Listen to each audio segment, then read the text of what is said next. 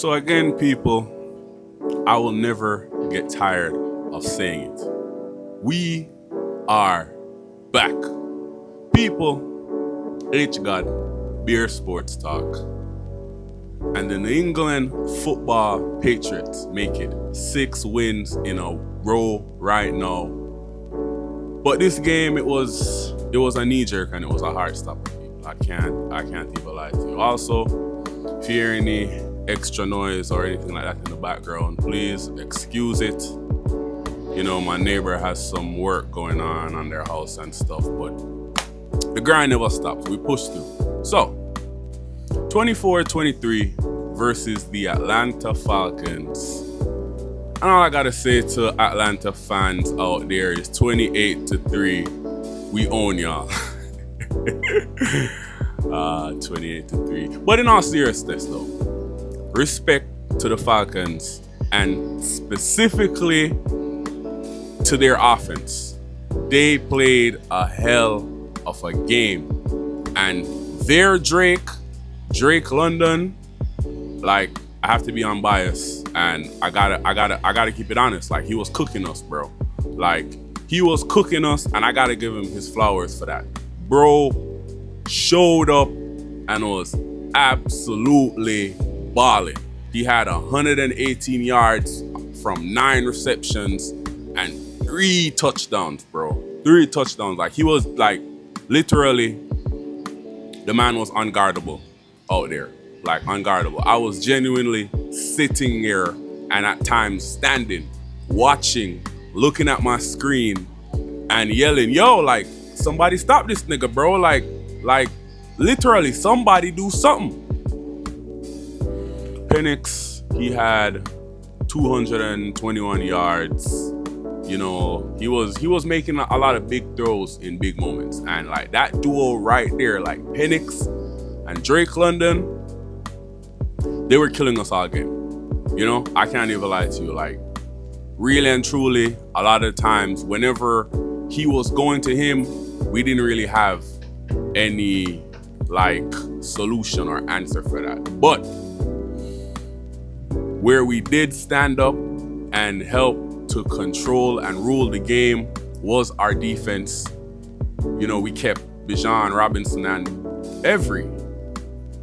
all the Atlanta Falcons running back to less than 50 yards rushing. And it's actually the 9th straight game of us not allowing any running back on any team to go for over 50 yards against us. So the run defense, they've been holding it down. You know, we need to work on the pass defense. You know, the pass defense was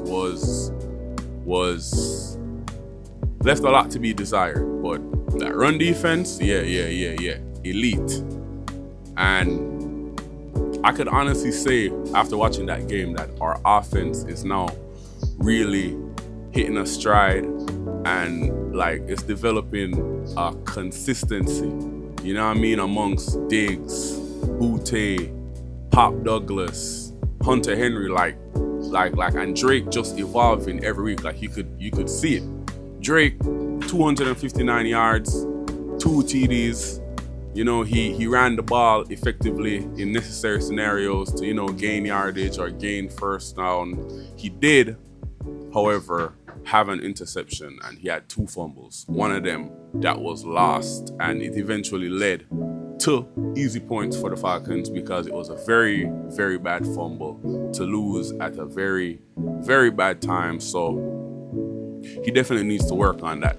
You know what I mean? Ball security, both from an INT standpoint and from fumbling. But you know what I mean? With as great as he has been, man, we're not gonna kill him. You know what I mean? We're not gonna kill him. You take what you could get. You know? You take what you could get. But at the end of the day, when we needed him to make plays, again, he came up and he made plays. And, you know, I mentioned him earlier. Big shout out to Pop Douglas. Arguably his best game for us, or at least the best game I could remember. He had 100 yards on just 4 receptions and a touchdown. You know what I mean? So super efficient with the ball when he got it. And, you know, he was out there playing with a heavy heart. having lost his uncle the night before to gun violence. So for him to still show up and show out like he did and really go out there and ball out, like, I've always been a fan of Pop Douglas. Like, I think he's a very talented player. He could be very useful once schemed up and used right. But playing like that, how he did yesterday, in that scenario, given everything, I'm an even bigger fan of him now. And of course, condolences and RIPs in the chat, in the comment section for Pop Douglas's uncle. And again, just shout out to him for that. Diggs getting another TD today. He's looking healthier by the week. Great news for us. And yeah, we even had a little Cardi B appearance pop up on the jumbo screen. Sitting beside Robert Kraft of everyone. So Diggs, he had to ball out, and I really love the fact of how more and more he's grown as like a leader. It could show, in his pre-game speeches, post-game, however it is, like you could tell, like he's really motivated to not only get fully healthy himself, but to help a lot of these younger, talented guys that we have push forward and really help build a franchise. You know what I mean? So listen, Diggs, shout out to Diggs. And the last shout out I have for the game is shout out to Parker Romo of the Atlanta Falcons for missing that extra point. Eventually that miss is really eventually what got us the win. And it's funny actually, because he was actually on the roster during preseason and camp. He was in the kicker battle with Borgales, but he ended up losing out. So I guess he ended up in a situation with Atlanta, and yeah, he ends up gifting us. Gifting us that one right there. So shout out to him. But another week, another W in the column. Now on to next week in Tampa, and that's definitely going to be our toughest matchup of the season since the Buffalo game. And you could argue that it's going to be our toughest matchup of the season period. Tampa's been balling. Baker Mayfield himself has been balling, and I'm all for it, because we've gotten to the level now where we know that we can play. It's no doubt about that. We know we could play. No Drake making ball. Now, I want to see us versus the upper echelons of teams now, to see how far we have really gone and how far it is we really need to go. You know what I mean? But yeah, I'm excited. Tampa's been balling, we've been balling. It should be an absolute firecracker of a game.